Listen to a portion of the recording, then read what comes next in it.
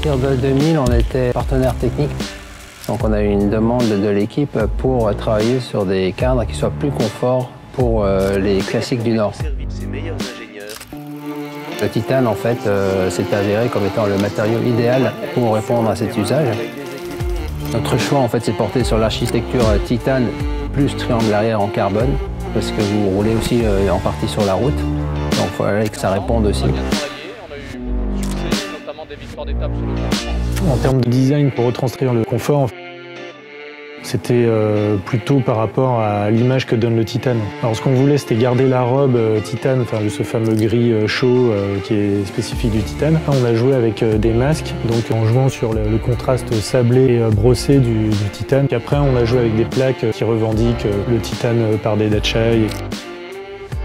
Donc Dedachai était notre partenaire technique sur tous les tubes, aluminium, carbone, acier et titane. Ils avaient une série de tubes qui est la même que celle qu'on utilise aujourd'hui et qui est vraiment au top niveau.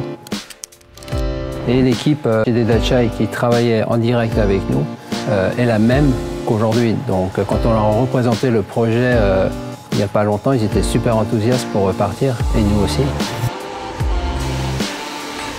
Ils sont passionnés par le domaine, par la technique, par le vélo et c'est des référents sur le tube. C'était logique de repartir en partenariat avec Dedachai. On l'a fait 2 fois Paris-Roubaix. C'est super intéressant de rouler sur du titane, c'est une autre façon de rouler, ça grimpe super bien, c'est confortable. C'est un matériau qui est vraiment brut de brut, il n'y a pas de vernis, donc c'est vraiment inaltérable, donc côté très durable dans le produit. Voilà, on sait que ça va bien vieillir, que c'est un peu intemporel en fait.